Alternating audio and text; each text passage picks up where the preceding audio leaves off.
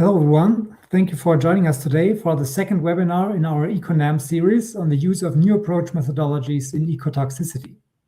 My name is Christopher Fassbender. I'm an advisor to PETA Science Consortium International, and I'll be moderating today's webinar along with Dr. Annika Buck from the Scientific Evidence Generation Department of the Translational Sciences Office at the European Medicines Agency.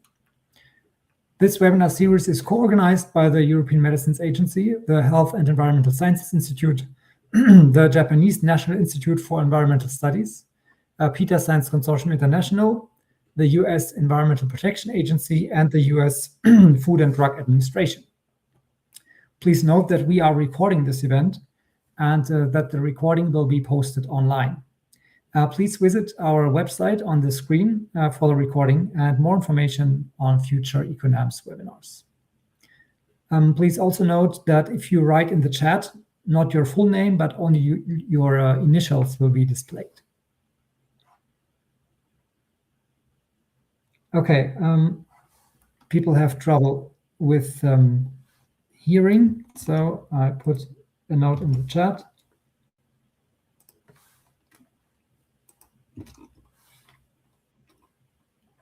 Because if you have trouble hearing speakers, you should try switching to headphones.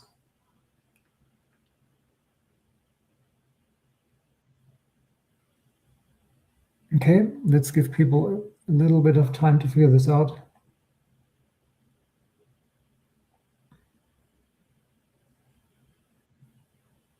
Okay, seems to be resolved.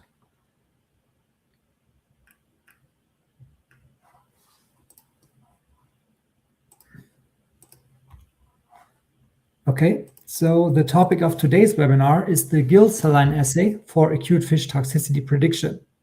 Although alternative bioassays and computational approaches are available, the acute fish toxicity test is still one of the most frequently conducted aquatic vertebrate assays for chemical safety assessments. We plan to host multiple webinars related to acute fish toxicity, and we will collect feedback from the audience and your interest in a deep dive discussion on these topics after all webinars related to acute fish toxicity have been held. So today there will be two presentations, each lasting about 20 minutes, followed by up to 5 minutes for technical questions. After the technical discussion following the second presentation, we will have a general Q&A session. Without further ado, let's welcome our first speaker. To do this, I hand over to my co-chair, Annika. Yeah, hello everybody. I will happily introduce you to our first speaker, Professor Kristin Schirmer. She is the Deputy Head of the Department of Environmental Toxicology at the Swiss Federal Institute of Aquatic Science and Technology, the so-called Eawag, and she's also an adjunct assistant professor for ecotoxicology at the Swiss Technical University, the ETH in Zurich. She will discuss the Gill cell line assay for acute fish toxicity prediction. Specifically in her presentation, she will introduce us to the scientific foundation of the fish cell culture approaches, highlight the development and adoption of the RT-Gill W1 assay as an ISO standard and an OECD test guideline. And yes, she will also cover a couple of frequently asked questions in her presentation already. She will also finally present and share her group's vision for embedding this assay and other fish cell assays into the so-called fish in vitro and the status of the fish acute cell toxicity database, the so-called FACT, which is currently under development. At the end of the presentation, there will be a brief opportunity to ask clarifying questions. So we kindly ask you to put them in the chat during the presentation. Yes, and with this, I'm going to hand over to Kristin. The floor is yours.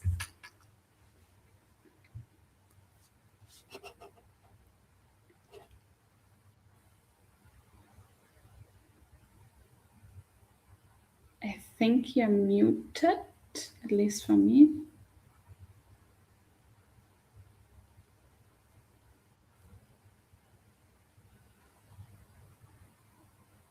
Okay, sorry about this. Can you see my slide now? Yes, we can. Perfect. Thanks a lot. So thanks, Annika and team, first of all, for the invitation and also the kind introduction. And I would also like to extend a big thanks to all of you out there tuning in to this seminar to listen to what we would like to share in terms of the Gill cell line assay for acute fish toxicity prediction. Now, before diving in with cells, I would like to reflect a little bit on how we actually assess acute fish toxicity today. So there are a couple of standards or guidelines, such as, for example, the OECD test guideline 203, but they essentially all work the same. You expose a number of fish in different aquaria to about 5 different chemical concentrations, as well as a chemical-free control. And you observe these fish for about 4 days. And on day 4, you record how many fish have died due to chemical exposure.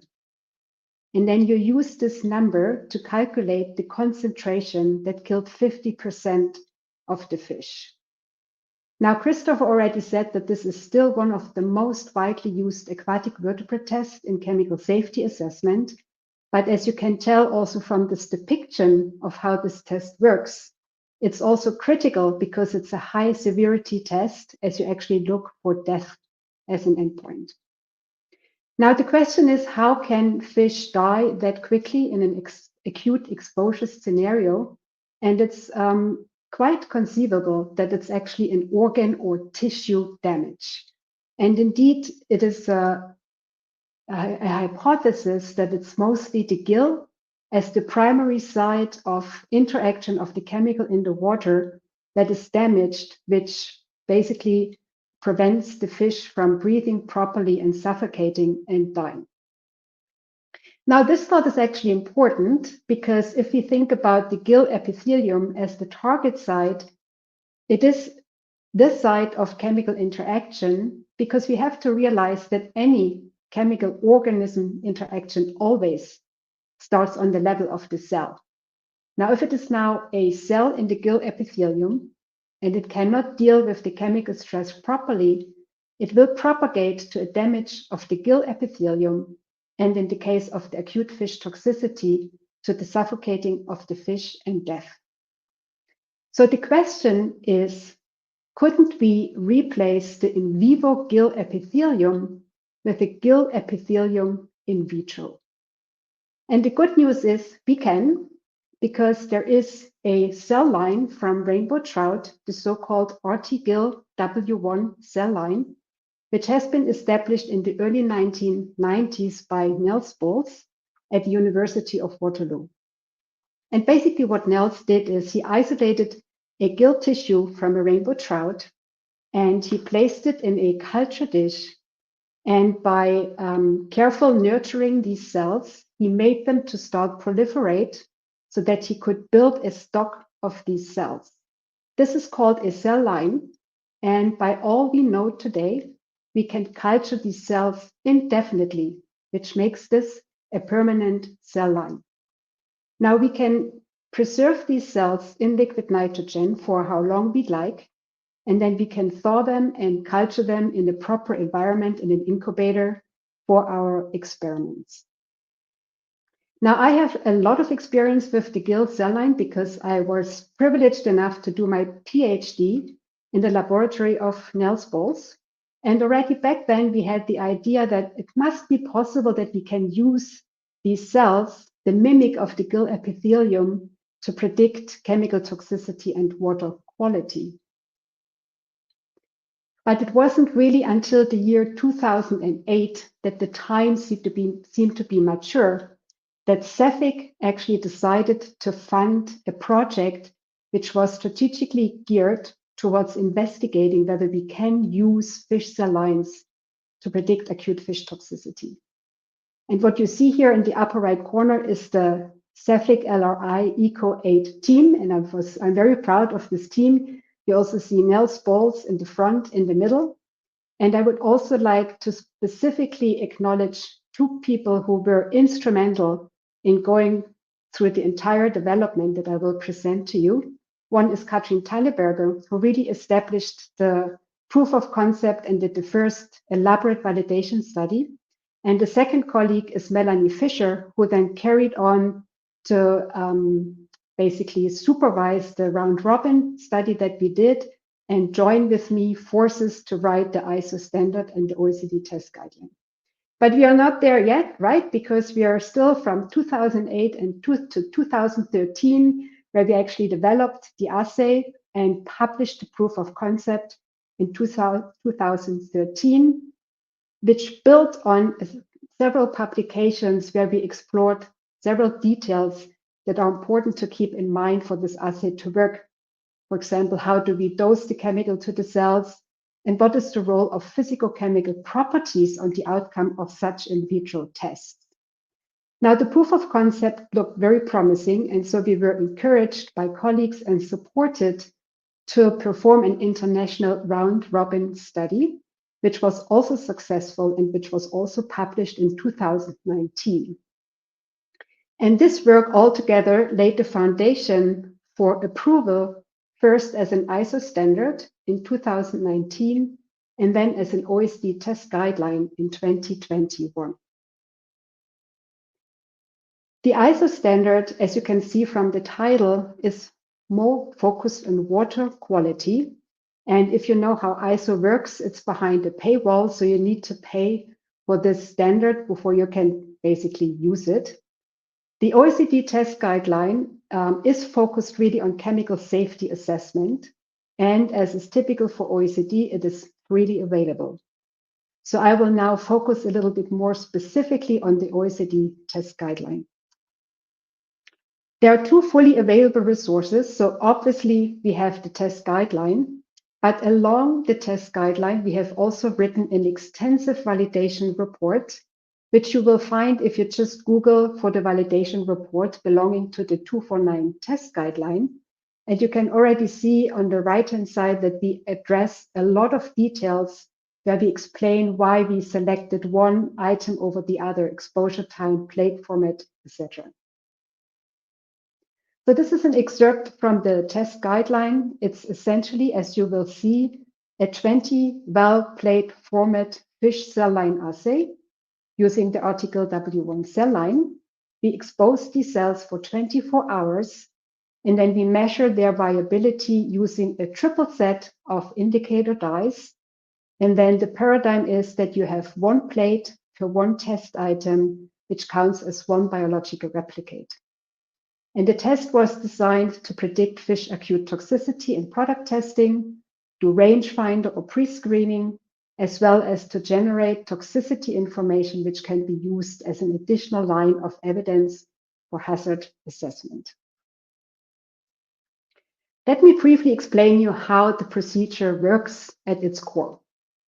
So we use the Gill cell line in what we call a confluent monolayer, where each cell touches each other, which basically reflects the Gill epithelium.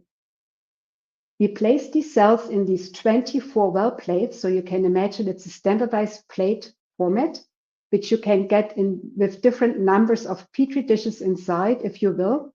And we opted for the 24 well petri dish plate format. We then add the chemical in a specifically designed, very simple exposure medium, which is designed in a way to avoid or reduce as much as possible any interactions of your test chemical with ingredients in the medium. Then, as soon as we add the chemical to the cells, we immediately remove a small aliquot, which we store for chemical analysis. The cells are exposed for 24 hours, at which time we take a second aliquot for chemical analysis. Then we remove the medium entirely, and then we add 3 fluorescent indicator dyes, which measure lysosome integrity, metabolic activity, or membrane integrity, which allows us to derive 3 concentration response curves, from which we derive 3 effective concentrations, EC50 values, and we opted for taking the lowest of these EC50 values to set it equal to the predicted LC50 value in fish. Now, again, we have one plate per chemical per one biological replicate. And you see here the layout of the plate. Each plate, for which you test one chemical, has in the top row the necessary controls. There are background controls and solvent controls. And then we test 6 different chemical concentrations, each in triplicate. You see here the layout for use of organic solvent, which is possible, but depending on the physicochemical properties of your chemical, you can also directly dissolve it in the simple exposure medium L15X. And in this case, the top row looks slightly different, but the general layout is exactly the same. Importantly, for each run of the assay, you also run a positive control plate with predefined validity criteria to ensure that the entire test performance can be counted as being valid. So here I show you the results of Katrin's proof of concept study, where we investigated about 35 chemicals, which came from very different modes of action, physicochemical properties, and range of toxicities. And you can see that overall, we obtained a very nice correlation between the in vitro results and the fish acute toxicity studies, which are here based on the high quality fatted minnow database, which was put together some years ago by the US EPA. We also see a few outliers. So you see here permethrin and lindane. These are 2 neurotoxic substances for which we believe the Gill cells do not have the right biochemical receptors to accordingly respond. And you also see allyl alcohol, which we know from mammalian studies seems to be biotransformed to acrolein, which is a very toxic chemical and which we can very well detect with the cell line assay. But it looks as if the cells are not sufficiently capable to do this transformation. Then there was another validation study by our colleagues from Givaudan looking at 38 fragrances. And you see again that we can obtain a very nice correlation, that we can very well predict the acute fish toxicity based on the cell line. Now, more data sets are being generated essentially as we speak. And here I show you an example from a collaboration that we performed at Aquatic Solutions. So Aquatic Solutions used to be a spin-off of Eawag. It was the first contract research organization to ever offer this test. And we had a collaboration with BASF where we looked blindly at a range of pesticides. And also here can you see a very nice correlation between the in vitro and the in vivo results. And I just wanted to briefly point out that there is cypermethrin, which was very well protected, which is structurally quite similar to permethrin. There has also been a validation study to look at inorganic elements and metals. And also here, you can see that there is quite a nice correlation. Now, since this assay, which is actually the first cell line-based assay which has been accepted as an OECD test guideline in the environmental safety assessment space, it's quite natural that there are many questions because the format, the assay, the approach is very different from traditional aquatic ecotoxicity testing. So I would like to talk a little bit about the most frequently asked questions. So is chemical analysis in a 24-well plate format possible? What about allyl alcohol? Does it mean that these cells do not have biotransformation activity? What about the applicability domain? And then how to deal with these outliers? So let's focus on the first question. Is there enough volume to do chemical analysis? And the answer clearly is yes. This is exactly why we decided to use the 24-well plate format to have enough of material. So essentially, you sample 0.5 milliliter at each of those time points, which you pool, and then we split them into 2 batches. And so we never had a problem of not having enough volume to do chemical analysis. So the answer here clearly is yes. Then what about biotransformation, remembering that allyl alcohol does not seem to be sufficiently biotransformed to acrolein, to this very toxic biotransformation product?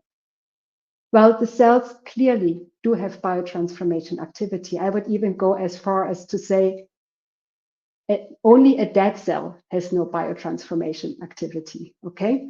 But to shed a little bit more light into this, we have recently investigated freshly isolated tissue fractions from rainbow trout and brown trout, and also from rainbow trout cell lines.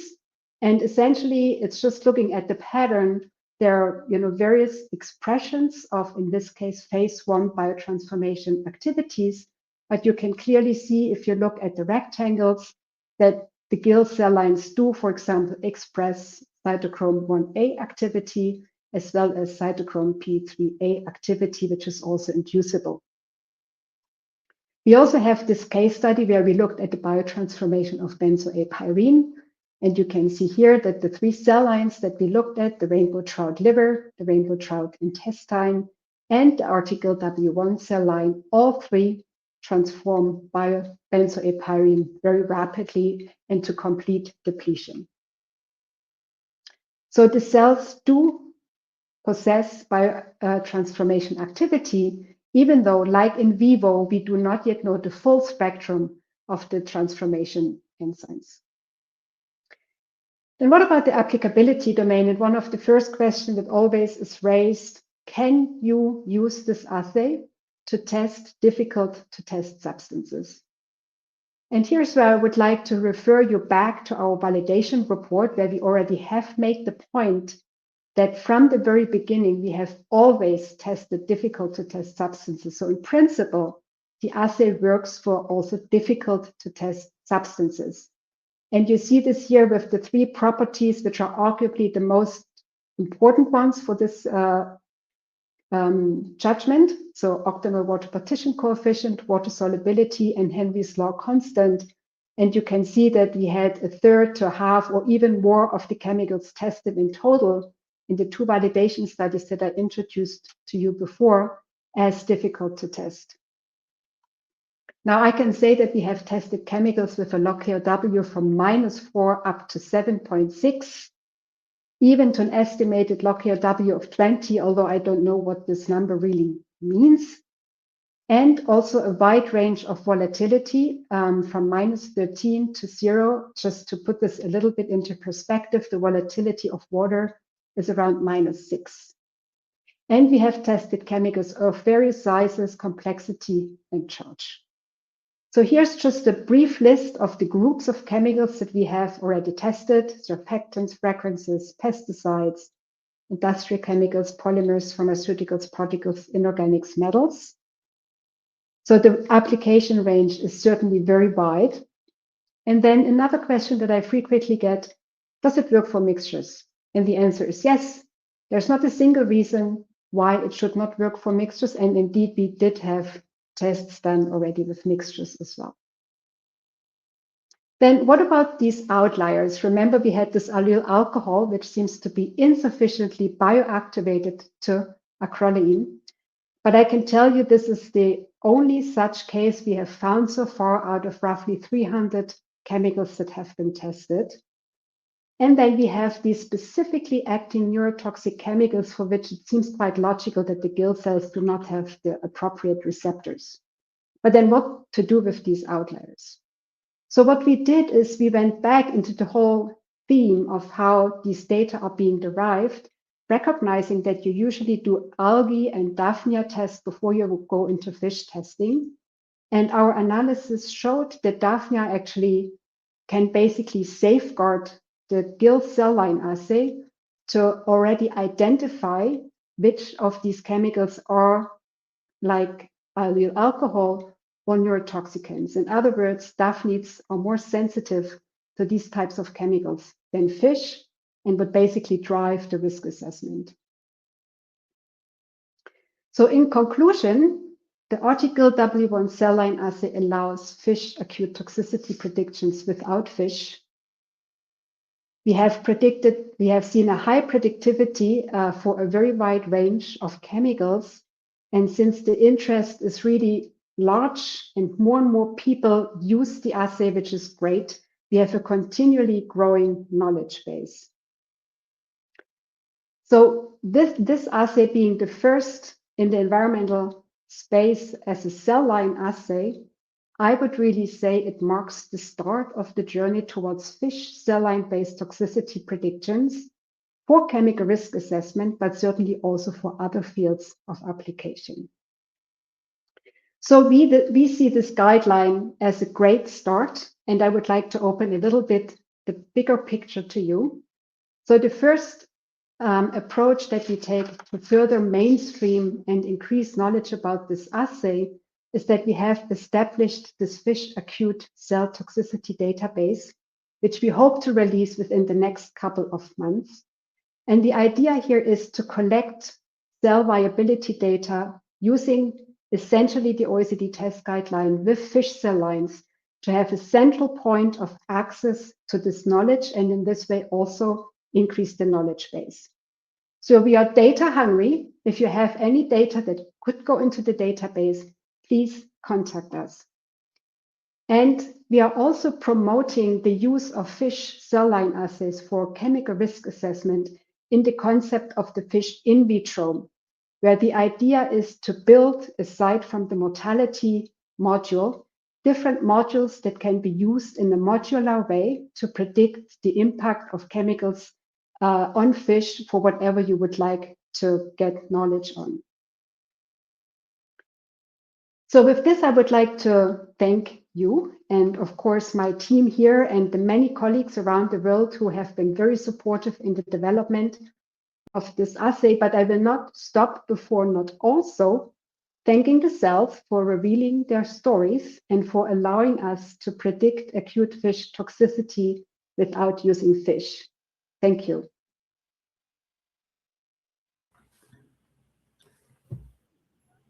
Thank you very much, Kristin, for that great presentation. We are sorry for the technical issues that some attendees are experiencing, which may be caused by the VPN software they are using.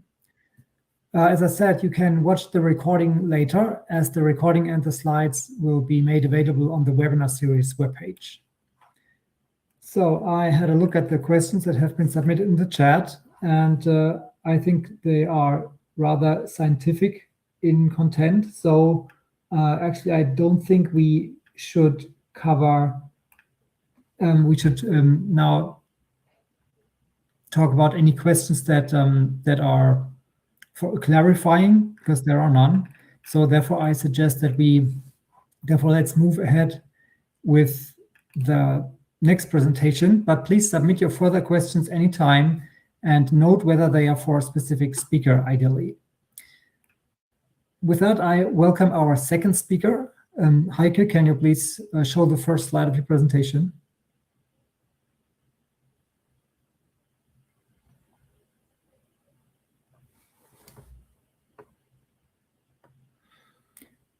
Dr. Heike Laue is the head of Environmental Safety Sciences in the Regulatory and Product Safety, Fragrance and Beauty Department at the company Givaudan. She will share insights into how the Gill W1 cell line can be used to predict acute fish toxicity for fragrance ingredients. She'll explore applications through case studies that include challenging substances, those that are poorly water-soluble, volatile, or complex substances. In her talk, she will demonstrate how new approach methodologies and read-across strategies can be integrated into environmental safety assessment for new fragrance molecules, illustrating their practical value in a regulatory landscape. Heike, can you please show the slide in presentation mode? Yeah, actually, I'm just wondering because... Oh yeah, now it works. Okay. Do you...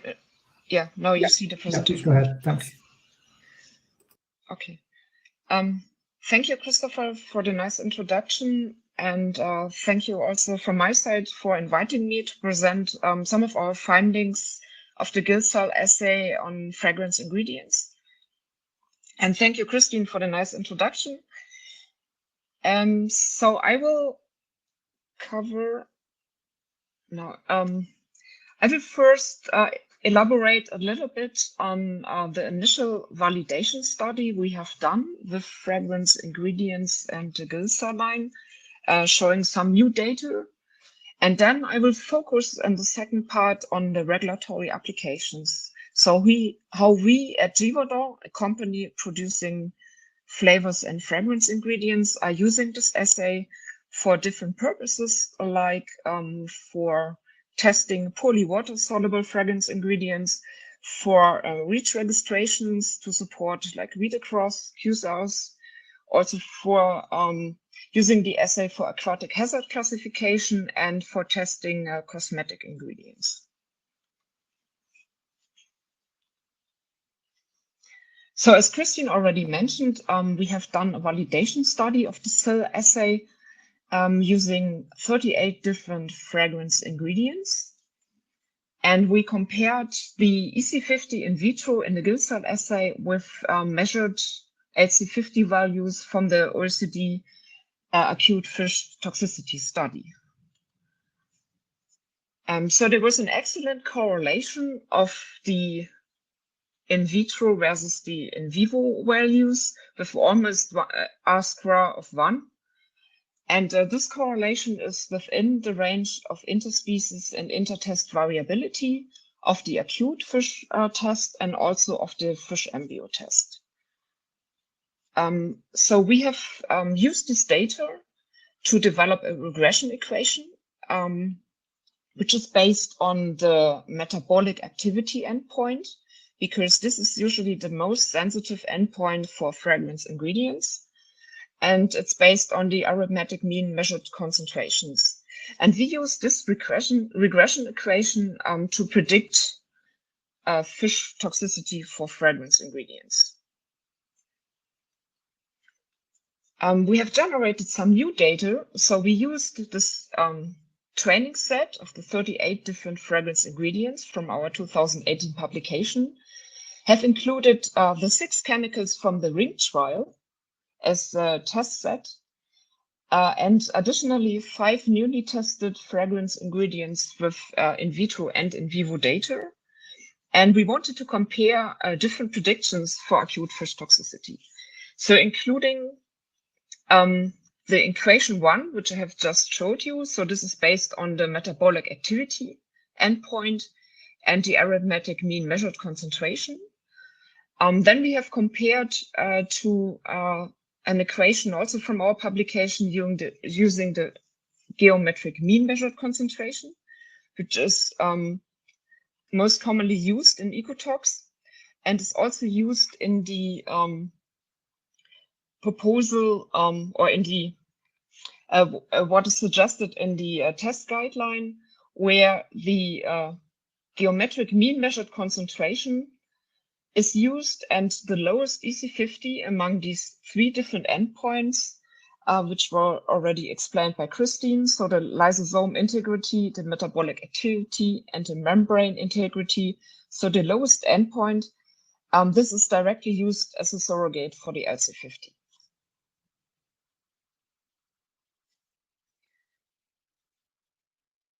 So here you see again this correlation from the previous slide. The equations and the correlation coefficients, they are based on the training set. In the open dots, they are the newly tested chemicals which were not part of the training set, so the 11 chemicals.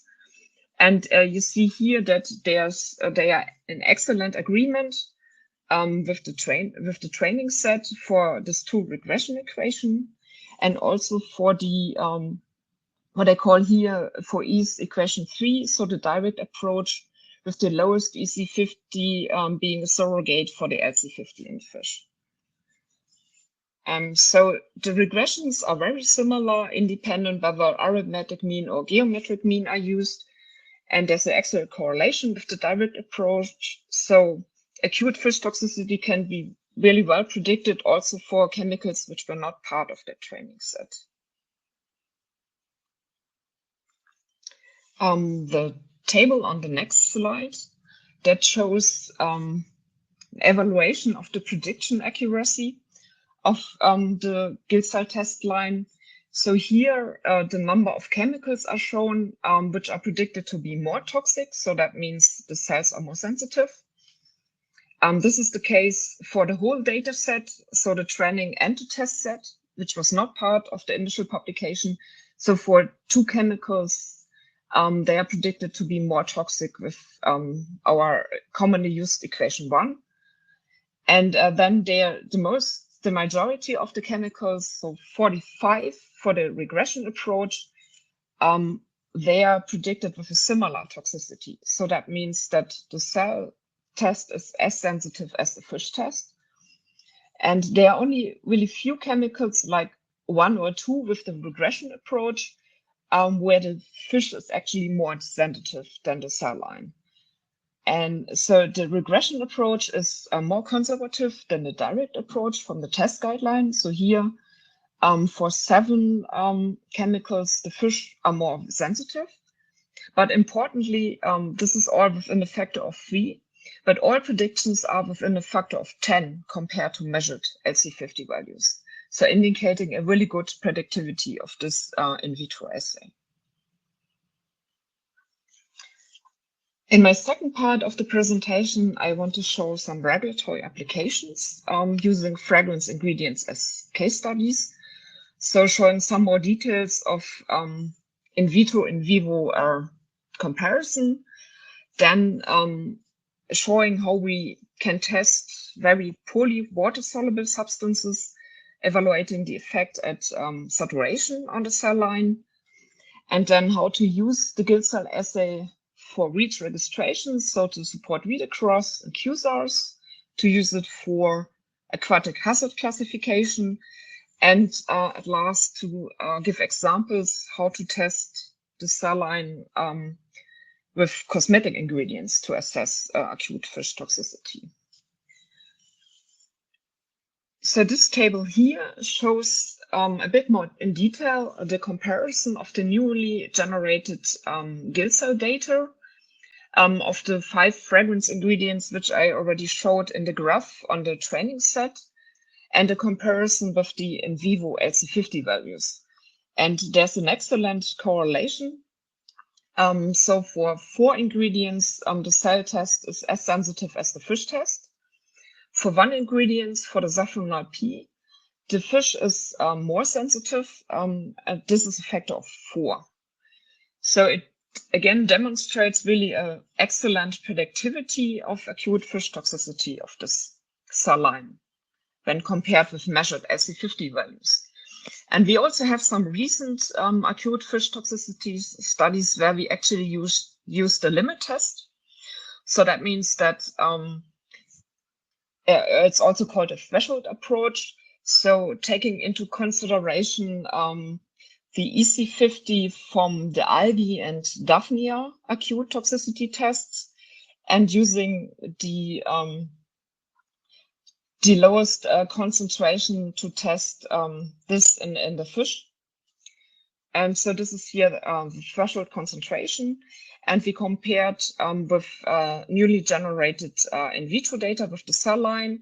And there's also an excellent agreement with the limit test. So here you have the predicted LC50 values with the cell line.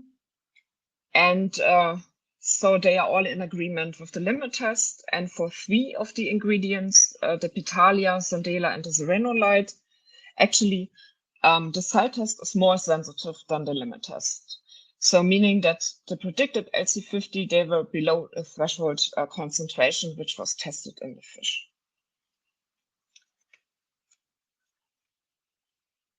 And so coming to the testing of poorly soluble fragrance ingredients, based on the guidance document for aquatic toxicity testing of difficult substances and mixtures, the number 23, it is commonly standard to test saturated solutions for poorly soluble chemicals, for example, in algae and Daphnia tests. So we have explored the use of testing saturated solutions in the Gill cell test. We have prepared saturated solutions directly in the test medium, so the L15X, which does not include any serum, by the way, and used the slow stirring method, stirred for like 6 to 10 days. And then we have used directly this test medium and exposed the Gill cells with the saturated solutions. For these 3 ingredients, there's here a comparison in the table of the water solubility. So that is determined in the OECD. Oh, sorry, this is actually a typo in the OECD 105 assay, not the 305. And these values are an excellent agreement with the concentrations in the saturated solution and the L15X, so in the test medium. And here you then see the inhibition of the cell viability. The cells are inhibited by around like 12%. So that means that predicted LC50 or the EC50, they are greater than the concentration measured in the saturated solution. So there are minor effects on the cell viability, which indicates that there are no effects expected in vivo at water saturation. And this was confirmed for one of the ingredients for Centaurus Clean. There we had to do a limit test, and there are no effects at water saturation were observed at 0.04 milligram per liter.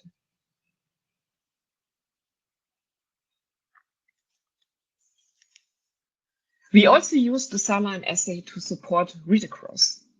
So read-across is one of the most commonly used alternative approach for data gap filling in REACH registrations. So usually it involves the use of relevant information from an analog to predict the properties for the target substance. So here's an example for a target substance where we want to assess the acute fish toxicity. We don't have any values. So we are looking for an analog substance, which is called the source substance, with measured in vivo LC50 values from an OECD 2 or 3 study. And so we use read-across to estimate the LC50 for the target substance. The in vitro saline assay provides an excellent opportunity to support this read-across.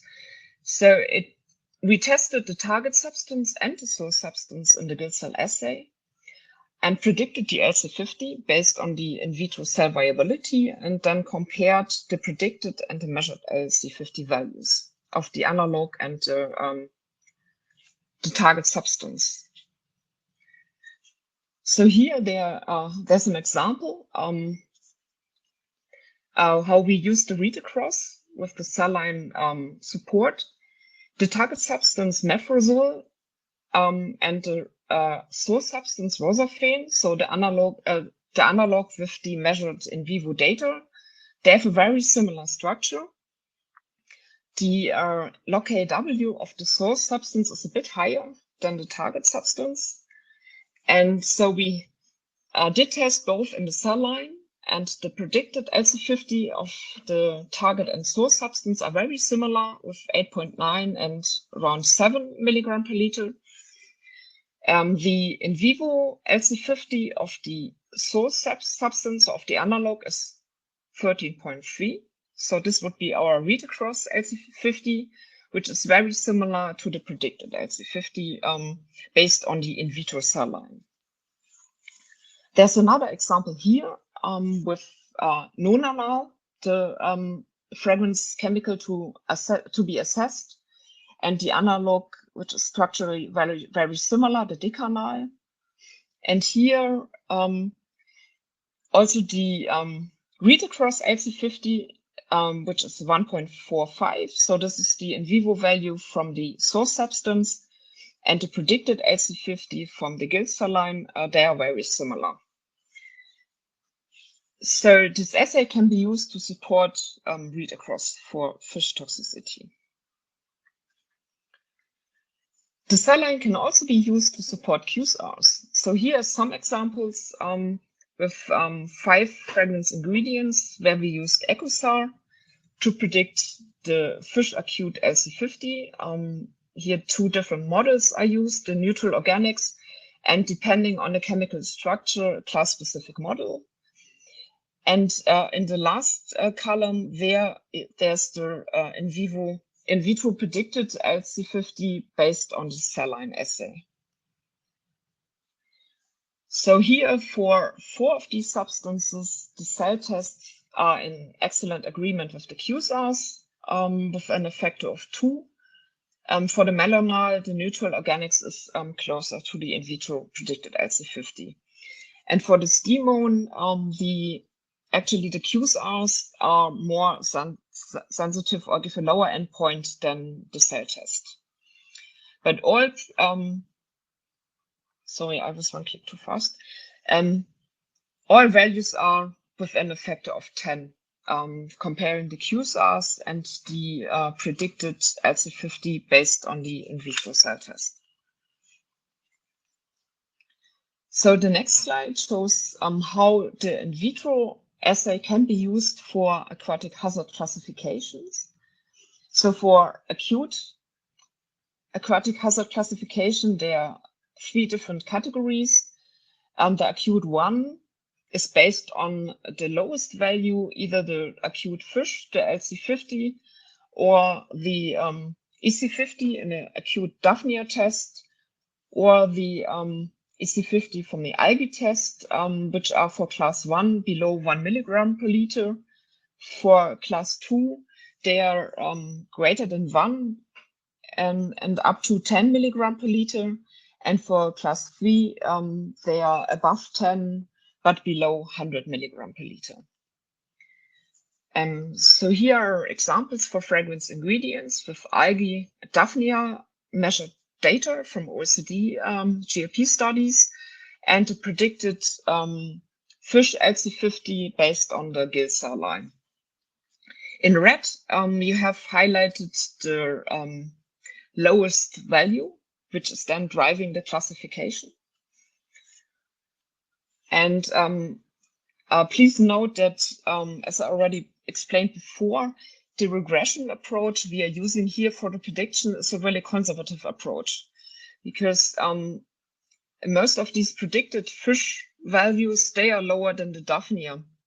But for fragrance ingredients, usually fish is not commonly the most sensitive endpoint. So it is a more conservative assessment. Nevertheless, it is mostly the predicted LC50 in fish is in the same classification band as the Daphnia for 4 of the substances. It drives the classification for the Givaudan cone. So here, the predicted LC50 is in fish is the lowest value, triggering acute 2 classification. And for the Solarone, the first substance in that table, the algae are actually driving acute 1 classification. Then as last example, I want to show that there's also possibility and a great potential to use that assay for predicting fish acute toxicity for cosmetic ingredients, because there animal testing is not allowed for cosmetic ingredients. So this cell line assay provides an excellent possibility to predict acute fish toxicity, like we have done here for 2 cosmetic ingredients. One, the Zinodor, was tested at saturation, which I already showed before, and the other one, the Sopholions, the predicted LC50 is 3 milligram per liter. So to conclude, I did show some examples for regulatory applications for fragrance ingredients. So we tested polysoluble fragrance ingredients at saturation to evaluate the effect of on fish at water saturation. Then we used the in vitro assay for REACH registration, so for new molecules, but also for upgrades to support read across, to support QSARs. And we also used the in vitro assay as a standalone for acute fish toxicity assessment. The assay can also be used for aquatic hazard classification in combination with algae and Daphnia. And to assess acute fish toxicity for cosmetic ingredients without animal testing. And as final conclusion, I just want to highlight that there's an excellent and high predictivity of the in vitro cell line assay for acute fish toxicity of fragrance ingredients, comparing to measured data. And that includes difficult to test chemicals, so which are hydrophobic. So we tested log KRW up to 6.7. They are volatile, and they are also including multi-constituent substances. We at Givaudan, we really believe in the application of new approach methodologies, and we are using them for early safety assessment of fragrance ingredients. So we use the in vitro Gill cell line in combination with in silico predictions, biodegradation testing, and also in vitro bioaccumulation assessment. So using the OECD test guideline 319 as an early screening for PBT assessment, so persistence bioaccumulation and aquatic toxicity assessment of fragrance ingredients during research. And I want to thank you all for your attention.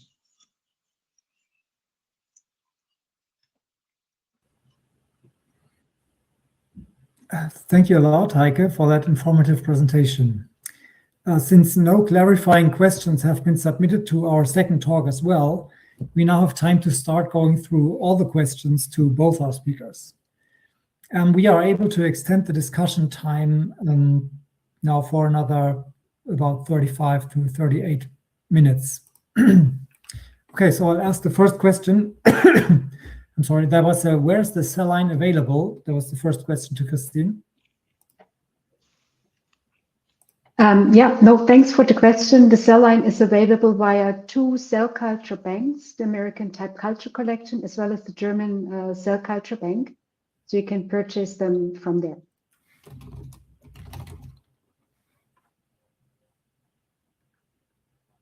Thanks. Annika, would you like to read out another question?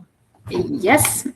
So the second question we received was, what about substances that pass the gills and do not damage them, but cause effects when they enter the organism? Will they still be detected?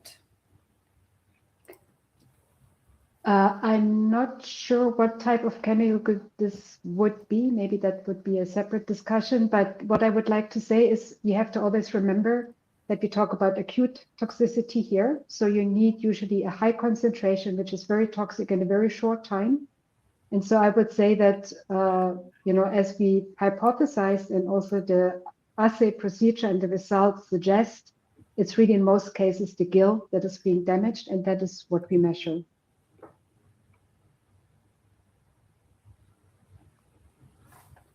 Okay, thanks. Then I'll try to pull together perhaps some questions.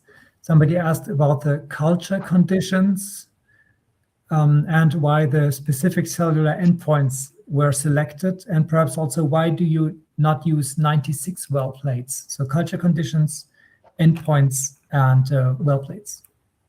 Okay, you may have to remind me of the different questions. So the first one, the culture conditions. For the routine culture, basically you have the medium, which is called L15, and we still need to supplement this with a serum component to make the cells proliferate efficiently, even though we now have also developed a serum-free medium, which however is still quite costly, but it's on the way to also have the culture completely animal component free. The exposure is then done in this L15X, which is sort of a reduced medium. As also Heike pointed out, it does not contain any serum. It's really basically a salt buffer to reduce interactions with the chemicals. The cells are cultured. Usually you culture the cells at the temperature where the organism lives, where the cells come from. So we culture them at 19 degrees, which is sort of a compromise between efficient growth and being close to the ideal temperature that rainbow trout like. I hope that answers the culture condition questions. Now, the second one was on why we selected these endpoints. Basically, all 3 converge to indicating cell viability. but they do this in slightly different ways. And this has two effects for us. If they differ, we can learn something about the mode of action of the chemical. And at the same time, it also gives more strength to the assay, because you have basically 3 endpoints measured on the same set of cells. So, but again, the key message is we are looking for cell viability or cytotoxicity, and that's why we selected 3 endpoints which all converge to this endpoint. And then the 96 well plate question is a really important one, because also in academic research, people tend to think that the 96 well plate format maybe is more efficient. I will say that there's no systematic study yet to prove that you can have a predictive EC50 derived in 96 well plates. That would need to be done because you have a number of factors that are different. So I think maybe the most obvious one is the surface to volume ratio, which is quite a bit higher in 96 well plates. And so, you have the tendency to think you can test more chemicals on the 96 well plate, but then you also have much less volume to collect for chemical analysis, which leads to the fact that most people who use the 96 well plate do not measure. And so we have to sort of counterbalance the advantages and disadvantages also depending on the use. If you really want to use it to determine an LC50 in fish, I would opt for the 24 well plate. If you look for relative potencies and you're not so worried about the exact prediction of the fish LC50, you might as well use 96 well plates. Okay. Then I will go on with the next question about uptake mechanisms. So are there any parallel studies which target other uptake mechanisms? For example, some chemicals are not taken up through the gill as transporters are not present, but they are taken up, for example, through the gut. Okay. So the way we think about this, it depends on the exposure pathway. So we here talk about aqueous exposure, which means that the main uptake route will be via the gill.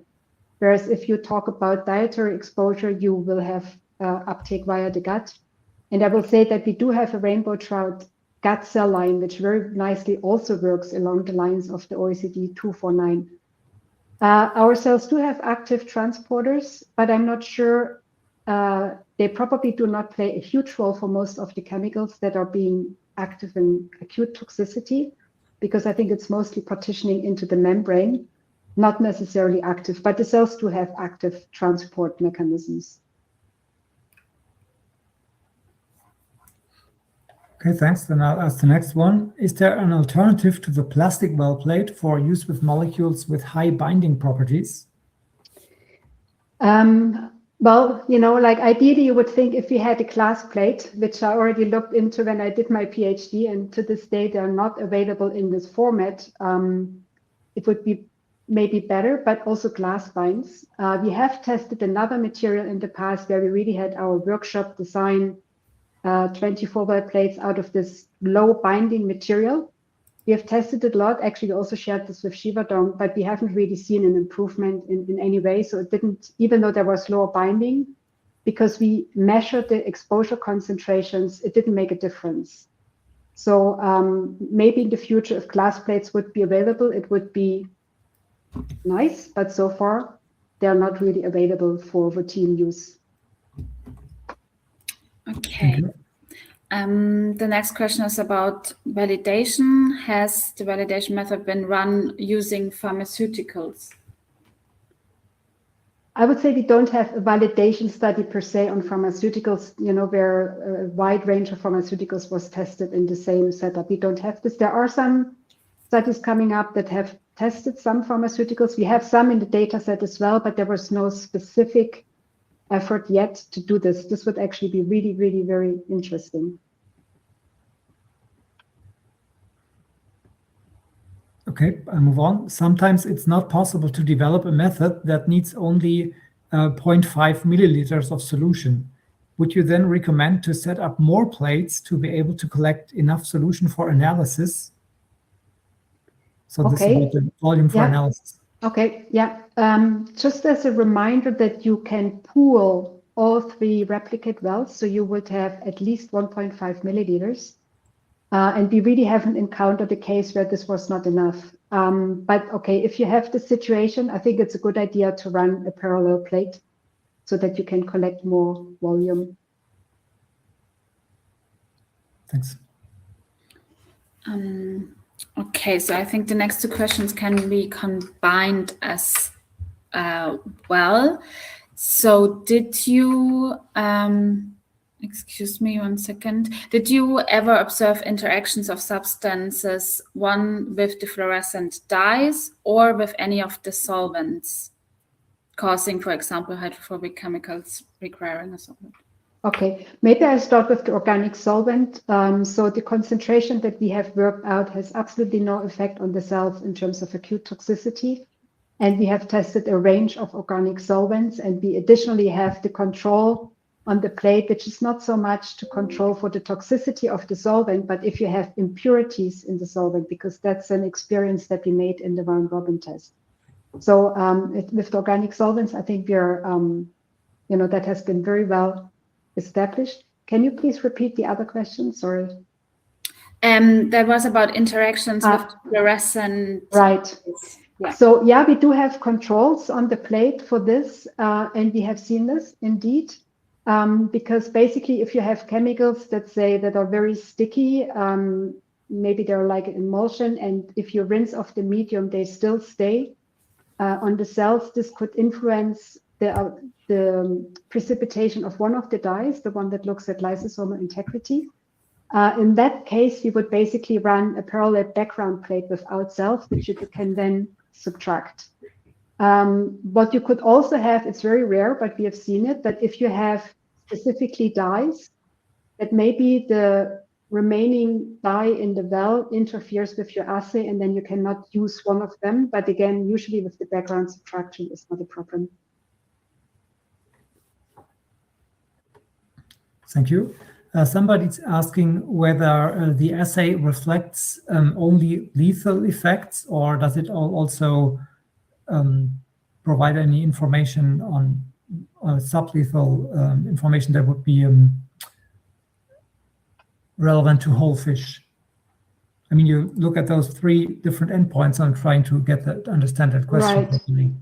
Yeah, I would say that, for example, metabolic activity is an indicator of how active the cells are, ATP dependent. This can be an indicator of impact on, metabolic processes. And then it's useful to have the combination again, because then you would expect the cell membrane still to be intact while metabolic activity is reduced, which would be an indicator of sort of a sublethal effect that if it is sustained may lead to the crash also of the cell membrane. So it's not specifically geared to detect sublethal effects, but since we have the triple dye assay, we can say, we can explain some of the modes of action. Thanks. Okay. So someone is wondering, it's interesting that permethrin was found to be an outlier, but not cypermethrin. They are both pyrethroid insecticides. Typically, chemicals in the same family will behave in a similar way. Do you maybe have an explanation for this? So this is I love this question because I think what it shows is that our cells can do more than what we sort of, acknowledge. Right now, the neurotoxicity is excluded in the guideline from the applicability domain, but we have more data to show that there's quite a range of neurotoxic chemicals which it predicts well. I also forgot to say that in the validation study, we also had acetylcholine esterase inhibitors, which it very nicely predicted. So I think there's room to investigate more in terms of the neurotoxic chemicals, which one it can detect well and which one maybe not, and also learn more about the action of these chemicals using the cells, because obviously, like exactly it was said, cypermethrin and permethrin, they're the same class. You would expect them to act the same, but then they don't. So I think we can learn a lot more from the mechanistic side, but also it's worthwhile to explore the assay further to see, which type of neurotoxic chemicals in the whole universe can be protected really well. And I think we are underestimating right now what the cells are capable of doing. Thanks. Now we have a question asking whether there's a comparison of fish species other than rainbow trout to the Gill test. So not only comparing the RT Gill assay results to acute rainbow trout, but also to other fish species. I think that's covered. Yeah, it's a very good question. Actually, the validation study, because we don't have such a high quality data set as the fetid minnow database. In the validation study, we compare to the fetid minnow LC50. I know that the data set by Givaudan was on mixed species. And I think the fact is that for acute toxicity, there are only few cases where you see species sensitivity differences. So right now, also because we actually start to run into the problem of having high quality 203 data for comparison, I would say we haven't seen species sensitivity differences with a few exceptions. Thanks. Okay. Have you tried testing other substances than acrolein, which will metabolize to allyl alcohol, for example, such as allyl phthalate? Okay, we haven't tested this. I mean, this is also still an open question and an interesting research project to dig more into these, to see maybe there's a specific structure which we can sort of suggest as being problematic, and then maybe also introduce a biotransformation fraction into the system to, overcome this this bottleneck. But we haven't investigated this much further in detail yet. Somebody asks how you deal with outliers. So how can you derive a meaningful hazard result for an LC50? So when do you consider a substance an outlier? So right now we work by the operational definition of tenfold difference. And the basis for this is that if you look into the in vivo fish data, so tenfold difference is very normal. Actually, you have a lot of data that vary more by tenfold. And so we set this range, basically we operationally defined it as tenfold. Okay. How do you see this being used for the current EMA environmental risk assessment, considering the testing requirements for pharmaceuticals ask for longer testing? Any suggestions to limit fish testing using this method? So it's actually handy that I'm asking this question on behalf of one of the participants.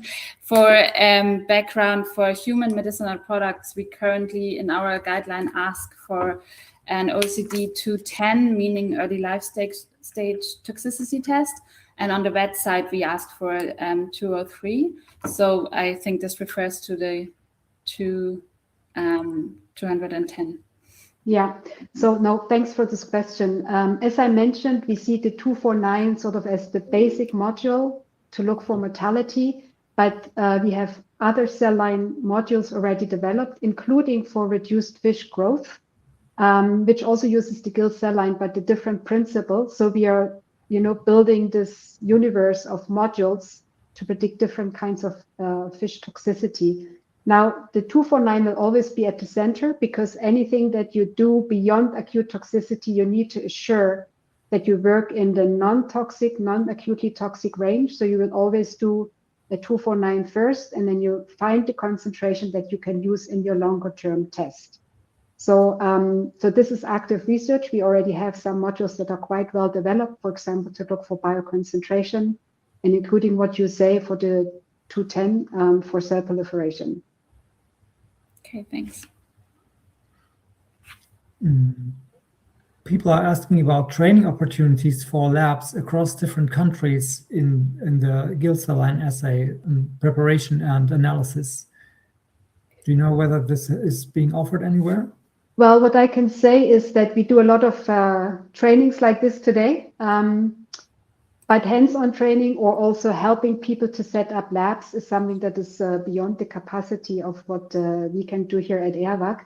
But I can share that at Aquatic Solutions in the CRO, we are planning to offer this type of training to people who are interested. Since we are really very experienced in this assay, I think there's a lot we can share.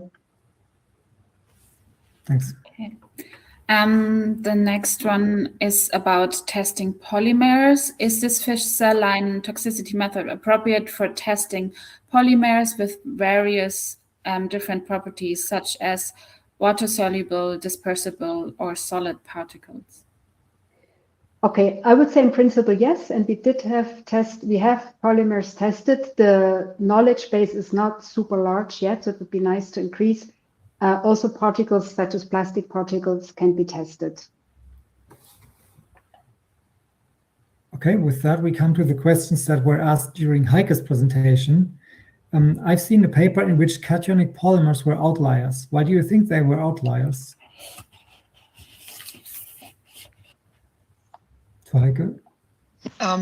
I think that may be due to the properties that they are really strongly adsorbing to the plates, and which may have resulted into not really effects of the cell line because of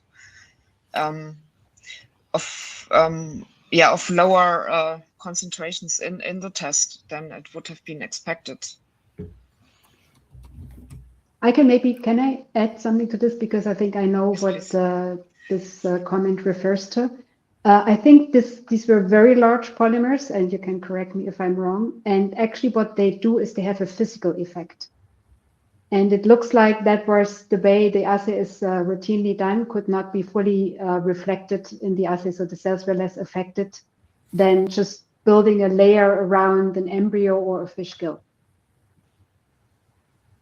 Okay. So more work needs to be done in that space of very large cationic polymers. Yeah.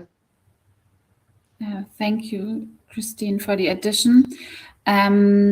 So the next one is, in which products are these fragrances incorporated? Do any of them, or are any of them detergents? For Heike as well. I mean, the fragrance ingredients itself, they are used for a variety of different products, like laundry detergents or soaps, shampoo. But to point out, what we are really doing is we are testing the single ingredients. So they are not including any surfactants.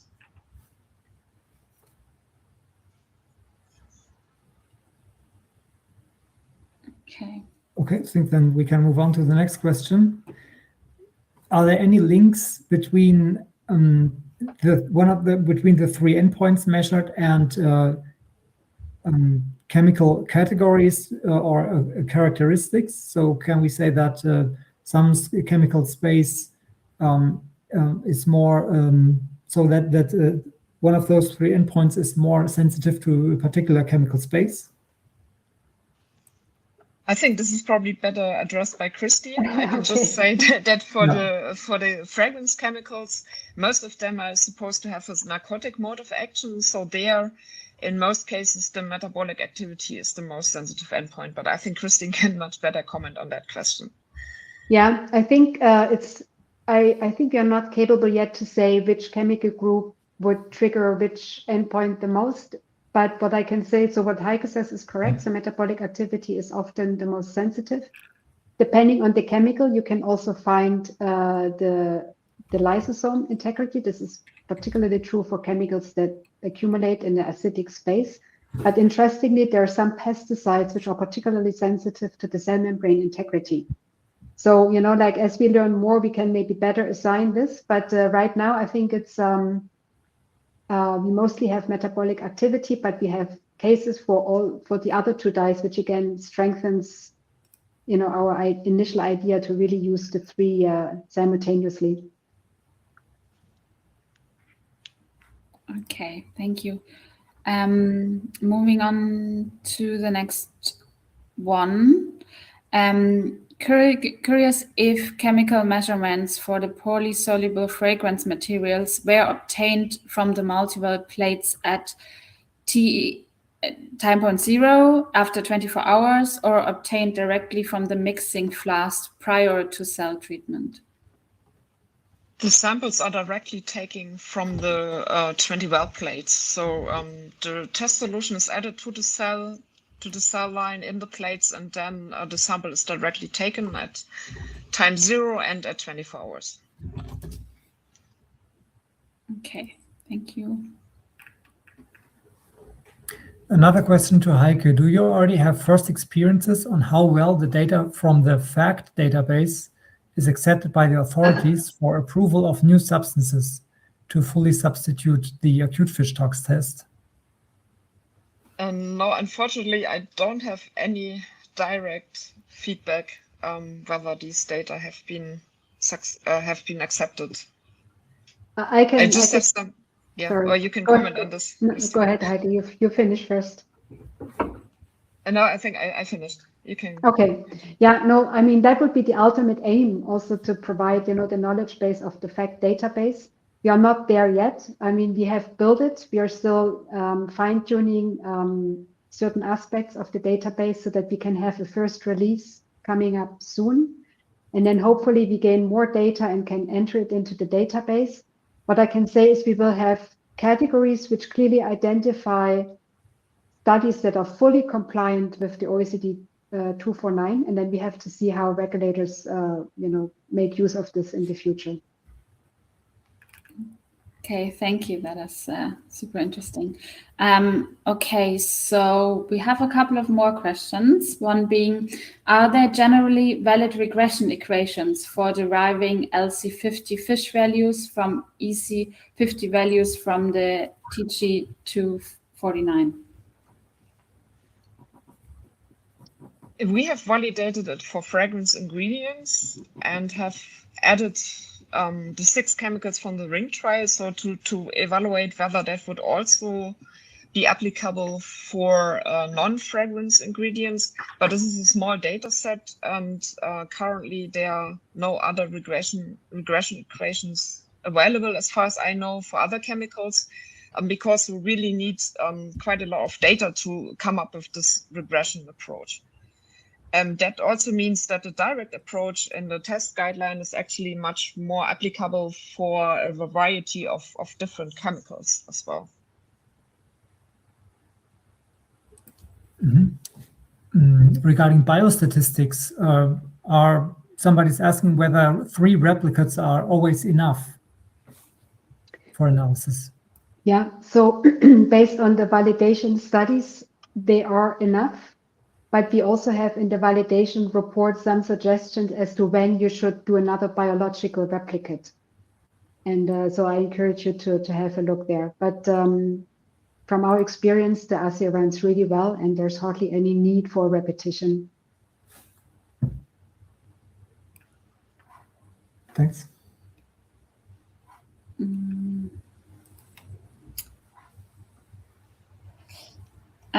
Okay, so someone is asking, what are the most critical factors in maintaining Gill cell lines to ensure reproducibility of results? Well, good cell culture practice. So in our experience, they're very stable, but of course you need to have a high quality cell culture lab. And you also need to do frequent quality checks, such as, for example, for mycoplasma, which is a very common vertebrate cell contaminant. Other than that, there's no special things that you need to, follow with the Gill cell line. The only maybe important observation is that if you come from working with mammalian cells, you have to be aware, since we culture these cells at 19 degrees, that they proliferate a lot slower. So you need more time to build up your stock, and you need to get used to this, the cell's rhythm.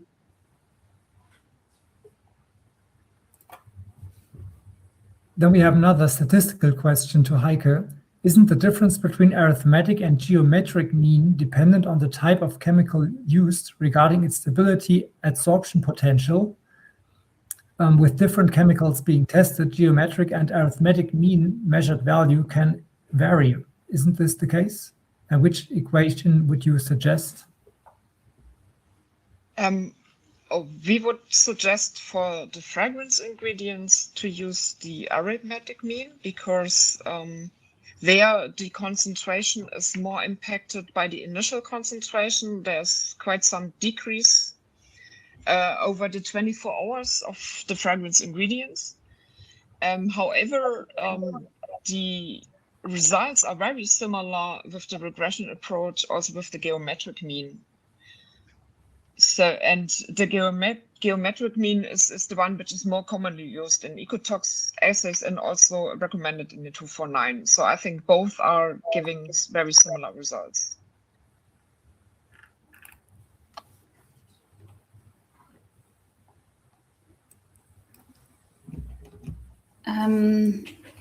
Maybe something again also related to the statistical analysis. I'm curious about the uncertainties related to the LC50 obtained with this method. Is there any analysis, for example, on the width of the 95 confidence limits compared to the test with fish? Well, the comparison is based on the LC50 versus the EC50 value. I will say you will hardly get any confidence intervals for an acute fish toxicity study, because you basically have one number per aquarium, per concentration. So I cannot really directly answer this question.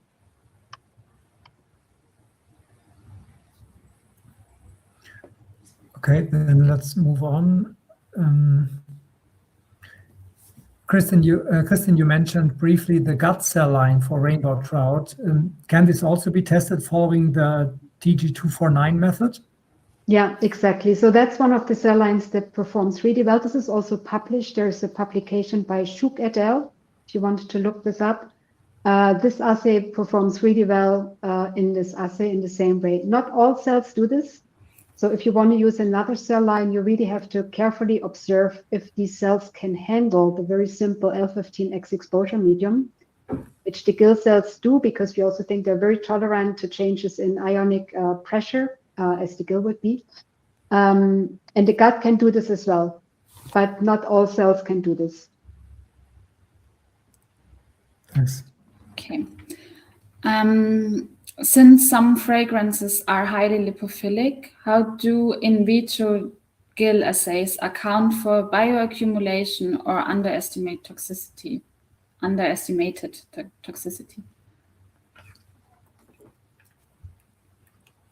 That's an interesting question. I mean, we are targeting the acute fish toxicity with this Gill cell line assay and assess the bioaccumulation in another assay. I mean,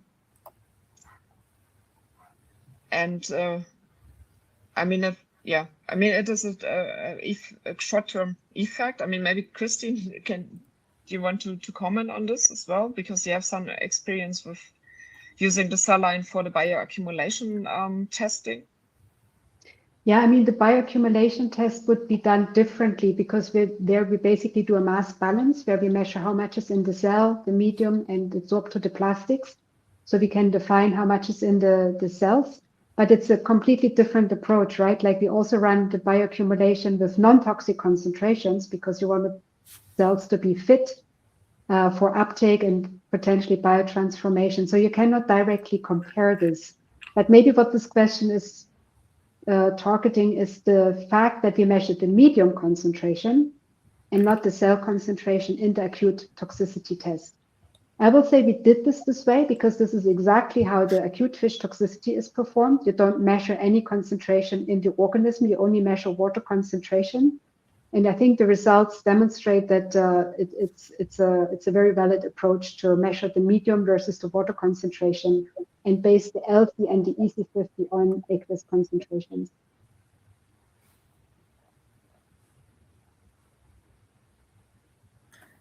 And can you say something how the results on from the fish cell test relate to or compare to fish embryo tests according to this data, according to test guideline 236 in terms of sensitivity? Right. That's a very good point. Unfortunately, there are not too many data sets that allow a direct comparison, but actually as part of the ECO8, the CEPHIC project, where we also developed the Gill cell line assay, we also tested and further developed the zebrafish embryo toxicity test. And we do have this comparison for the 35 chemicals that we tested there in both test systems and the same chemical set.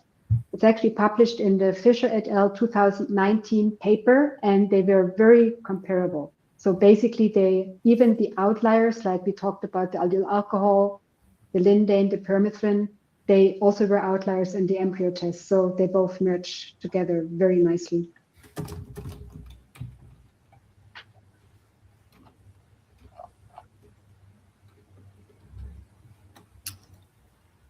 Okay.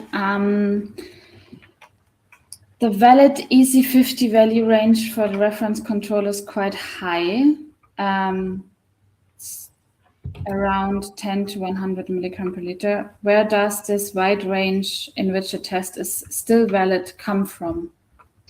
Okay, this is a very technical question, so someone knows the guideline really well. So in the guideline, basically we established 3,4-dichloroaniline as the positive control, which you have to run with each assay run.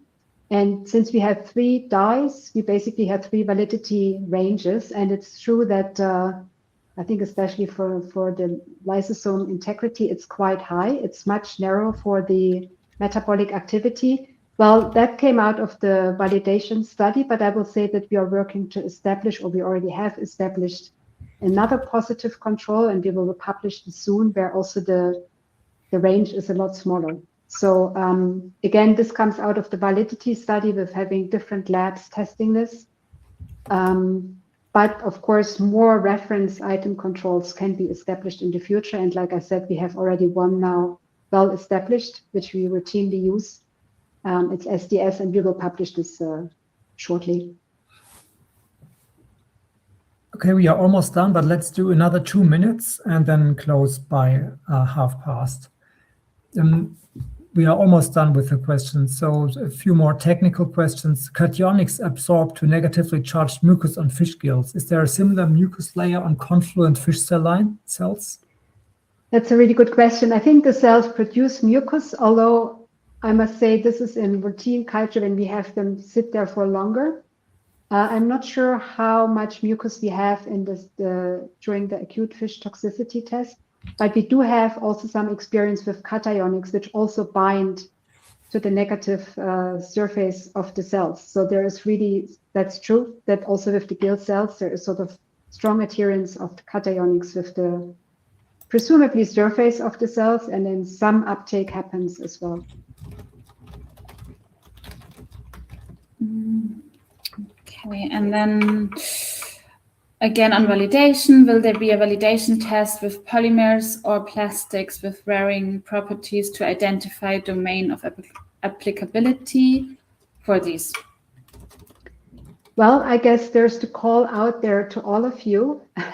Like if you are interested in a specific group of chemicals, like also Heike presented for fragrances, I mean, feel free to develop these studies. We are always here also to collaborate. But okay, there's a limit to what we can do. So we don't have anything like this specific for what you said, plastics in the pipeline. But of course, we are always interested to also collaborate to expand the chemical domain. All right, thanks everyone for your input, your many questions and your participation. We are also very grateful to Kristin and Heike for their time and expertise and for addressing so many questions. If you have further questions, please get in touch directly with Kristin or Heike via email. And please keep an eye out for future webinars in the EcoNAM series. And with that, let's wrap it up. So enjoy the rest of your day and goodbye.